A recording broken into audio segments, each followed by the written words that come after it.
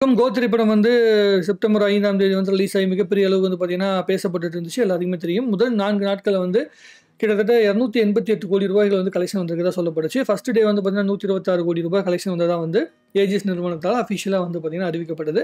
அவங்களுடைய எக்ஸ் தளத்தில.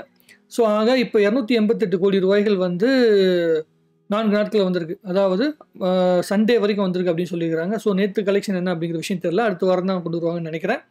ஆக இப்போதைக்கு ஃபர்ஸ்ட் டே 126 கோடி. அதுக்கு அடுத்த நாள் வந்து கிட்டத்தட்ட வந்து பார்த்தீங்கன்னா, ஒரு 140 கோடிக்குள்ள தான் வந்திருக்கு அப்படின்னா, கிட்டத்தட்ட ஒரு நாளைக்கு வந்து 50 கோடி ரூபாய் கிட்ட வந்து கலெக்ஷன் வந்துட்டுருக்கு அப்படின்னு சொல்லியிருக்காங்க.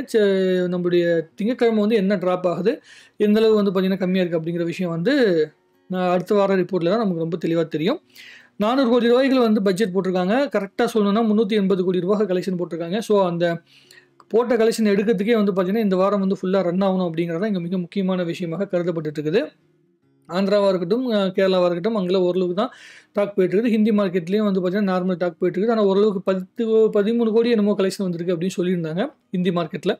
ஆன்லைன்ல பார்த்த வரைக்கும், எக்ஸ் தளங்கள்ல எல்லாரும் பகிர்ந்துட்டு இருந்த வரைக்கும். எதுக்காக வந்து பார்த்தீங்கன்னா, டெய்லி ரிப்போர்ட் அப்படின்னு போடலாம்னு சொல்லி ஆசைப்பட்டு நம்ம பாட்டுக்கு ஒரு ரிப்போர்ட்ட போட்டோம்னா, அதுக்கப்புறம் என்ன ஆயிரும்னா, அந்த ரிப்போர்ட்ல எது உண்மை, எது பொய் அப்படிங்கிற நிறைய கன்ஃப்யூஷன் வரும். ஏன்னா தமிழ்நாட்ட பொறுத்தவரைக்கும் ட்ராக்கர்ஸ் அப்படிங்கிற பேர்ல வந்து போட்டுருக்க பல பேரு சரியான கலெக்ஷன் ரிப்போர்ட்ட போடுறது கிடையாது.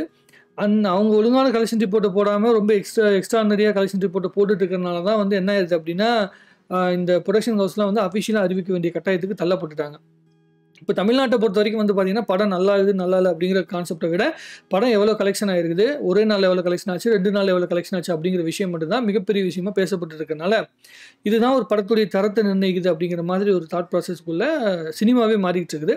இது சினிமாவுக்கு எந்த விதத்திலயுமே பெரிய ஆரோக்கியமான விஷயம் கிடையாது. ஒரு படம் நல்லா இருக்குதுன்னா, கதையம்சத்துல நல்லா இருக்குது, பார்க்க நல்லா இருக்குது, ஆடியன்ஸுக்கு பிடிச்சிருக்கு அப்படிங்கிற விஷயத்த தான் அதிகமா பேசணும். ஆனா கலெக்ஷன வச்சு தான் ஒரு படத்துடைய வேல்யூ வந்து இங்க நிர்ணயிக்கப்படுது அப்படிங்கிற மாதிரி தோற்றங்கள் உருவாக்கப்படுது. ஏன்னா, ஒரு டைம் எப்படி வந்து கலெக்ஷன வச்சு வந்து நிர்ணயிப்பாங்க அப்படின்னா, படங்கள் ரொம்ப நாள் ஓடும். இப்ப எப்படின்னா, அந்த காலத்துல 1980ஸ்லாம் படம் வரும்போது 100 நாட்கள் படம் ஓடணும். ஏன்னா, அப்ப தியேட்டர்களோட எண்ணிக்கை ரொம்ப கம்மி. அப்ப என்ன ஆயிரும்னா, தியேட்டர்கள் கம்மியா இருக்கும்போது நெறைய நாட்கள் படம் ஓட வேண்டிய கட்டாயம் இருக்கும். அதே மாரி ஆடியன்ஸ் வந்து திரும்ப திரும்ப ரிப்பீட்டடா பார்க்கணும் அப்படிங்கிற மாரி படங்கள் எடுக்கப்பட்டுச்சு. நீங்க 80ஸ்ல 1990ஸ்லயும் இருக்கட்டும், 80ஸா இருக்கட்டும், அப்ப வந்த படங்கள பாருங்க. இப்ப கூட வந்து வீட்ல வந்து டிவில பார்த்தீங்கன்னா, அந்த படங்கள உங்களால வந்து முகம் சுளிக்காம உங்களால வந்து ர பார்க்க முடியும். உதாரணத்துக்கு பாஷா படமா இருக்கட்டும், இல்ல வந்து கடைசியா வந்து நம்ம கில்லி படம்லாம் இருக்குல்ல, விஜய் அவர்கள பத்தி பேசுனனால சொல்றோம். கில்லி படம் வரைக்குமே வந்து பார்த்தீங்கன்னா, ரிப்பீட் வேல்யூ இருக்கிற படங்கள் வந்து ஸ்க்ரீன் ப்ளே செய்யப்பட்டுச்சு. ஆனா இப்ப இருக்க படங்கள்லாம் என்ன பண்ண படுறாங்கன்னா, இன்ஸ்டன்ட்டா வந்து படம் வந்து ஓடணும் அப்படிங்கிற பாயிண்ட் ஆஃப் வியூல மட்டும் தான் வந்து பார்த்தீங்கன்னா எடுக்கப்படுது. பாடல்களே அப்படிதான் வந்திருக்கு. ஒரு பாட்டு ரிலீஸ் ஆனா அன்னைக்கே அந்த பாட்டு ஹிட் ஆயிரும். கேட்கும்போதே ஹிட் ஆயிரணும் அப்படிங்கிற மாதிரி. ஃபர்ஸ்ட் டைம் நீங்க வந்து கிளிக் பண்ணீங்கன்னா, உடனே அந்த பாட்டு பிடிக்கணும் அப்படிங்கிற இடத்துக்குள்ள வந்து நகர்த்தப்பட்டுருச்சு. அதனால தான் கண்ட கண்ட பாட்டெல்லாம் வந்து ஹிட் ஆயிட்டு இருக்குது. நடுவுல வந்து என்னென்னமோ சொன்னீங்க. பால் டப்பா, கீல் டப்பான்னு என்னென்னமோ பாட்டுலாம் வந்துச்சு. கேட்கும்போதே ரொம்ப ஆச்சரியமா இருக்கு. Ilaiyaraaja sir, AR Rahman sir இவங்கலாம் வந்து ஆண்டுட்டு இருந்த இந்த ஃபீல்டுக்குள்ள அந்த அழகான விஷயங்கள்லாம் மாறி போச்சு அப்படிங்கிற மாரி. எப்படி இசை மாறி போச்சோ, அதே மாரி சினிமாவும் மாறி போச்சு. ரசனைகளும் மாறி போச்சு. காலத்துக்கு தகுந்த மாரி நம்மளும் மாறி தான் ஆகணும். வேற வழி கிடையாது. ஸோ இப்போ மண்டேல என்ன கலெக்ஷன் வந்துருச்சு, அப்புறம் டியூஸ்டே என்ன கலெக்ஷன் வரப்போகுது அப்படிங்கிற விஷயம்லாம் நம்ம வந்து ஏஜிஎஸ் வந்து ரொம்ப தீவிரமா அத வந்து நோட் பண்ணிட்டு இருப்பாங்க. நமக்கு ஒண்ணும் மாற்று கருத்து கிடையாது. சண்டேல வந்து பார்க்க முடியாதவங்க, சண்டே டிக்கெட் கிடைக்காம இருந்த ரசிகர்கள் எல்லாருமே வந்து மண்டே கண்டிப்பா பார்த்துருப்பாங்க. கிட்டத்தட்ட சண்டேலேருந்து கொஞ்சம் பெரிய அளவுக்கு ட்ராப் இருக்கும் அப்படின்னு சொன்னாலும், எனக்கு தெரிஞ்ச வரைக்கும் ரொம்ப பெரிய ட்ராப் இருக்கிறதுக்கு உண்டான வாய்ப்புகள் கம்மி. ஏன்னா, 3 நாட்கள் வந்து டிக்கெட் வந்து ரொம்ப பெரிய அளவுக்கு வந்து பார்த்தீங்கன்னா, பிளாக் செய்யப்பட்டிருக்கு. ஸோ ரசிகர்கள் தான் அதிகமா பார்த்துருக்காங்க அப்படிங்கும்போது, ஃபேமிலி ஆடியன்ஸ் வந்து பார்த்தீங்கன்னா, மண்டே வந்து ஈவினிங் ஷோ அது மாரிலாம் வந்து புக் பண்ணுறதுக்கான வாய்ப்புகள் உண்டு.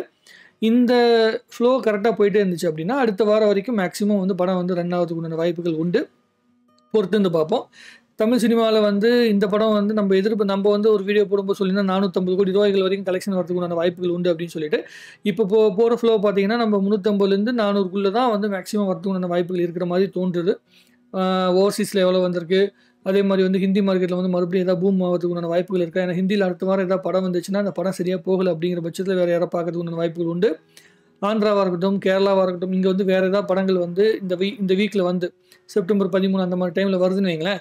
வந்து அந்த படம் சரியா டாக் இல்ல அப்படின்னா, இங்க வந்து ஆடியன்ஸ் வரதுக்கான வாய்ப்புகள் உண்டு. இதெல்லாம் நடக்குதா, நடக்கலையா அப்படிங்கிற விஷயத்த இந்த வார எண்ட்ல தான் நமக்கு தெரியும். அதுவரைக்கும் நம்ம வந்து பார்த்தீங்கன்னா, நம்ம டிஸ்கஷன் மட்டும் தான் உருவாக்கிட்டு இருக்க முடியும். கோ திரைப்படத்த பொறுத்தவரைக்கும், லியோ படம் வந்து செகண்ட் ஹாஃப் ஃபுல்லா சரியில்ல அப்படிங்கிற மாதிரியான ஒரு டாக் வந்து பயங்கரமா போயிட்டு இருந்த மாதிரி வந்து ஒரு தோற்றம் வந்து ஃபேமிலி ஆடியன்ஸ் கிட்ட வந்து பெரிய அளவுக்கு வந்து உருவாகல அப்படிங்கிறது தான் இங்க விஷயமே.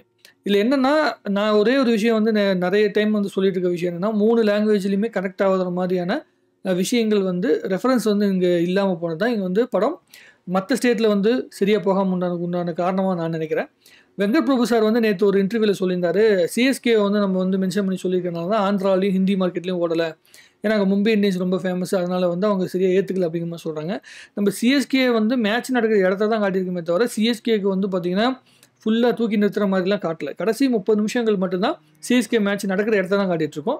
ஸோ அது வந்து ஹிந்தியில ஒர்க் அவுட் ஆகலன்னு சொல்றதோ, இல்ல வந்து ஆந்திரால வந்து பார்த்தீங்கன்னா, சிஎஸ்கே மேட்ச் பார்க்கறதுனால வந்து சிஎஸ்கேவோட இத மென்ஷன் பண்ணதுனால ஆந்திரால ஓடல அப்படின்னு சொல்றதெல்லாம் என்ன விதமான புரிதல் அப்படிங்கிறது எனக்கு தெரியல. ஒரு படம் எடுக்கப்படும் போதே நீங்க நெறைய விஷயங்கள் யோசிக்கணும். தப்பில்ல. எடுத்து முடிச்ச பிறகு வந்து அதுக்குள்ள இருக்கிற விஷயங்கள நம்ம நியாயப்படுத்தக்கூடாது. எதிர்பார்த்த அளவுக்கு கலெக்ஷன் வரல அப்படிங்கிற பட்சத்திலயோ, இல்ல எதிர்பார்த்த ரெஸ்பான்ஸ் வரல அப்படிங்கிறனால வந்து நியாயப்படுத்தக்கூடாது. நம்ம இந்த மாரி விஷயங்கள் ரன் பண்ணு, இந்த மாரி விஷயங்கள் ட்ரை பண்ணோம். அது ஆடியன்ஸ்க்கு கனெக்ட் ஆகல. அவ்வளோதான். அத சிம்பிளா சொல்லி முடிச்சுட்டா வேலை முடிஞ்சுது.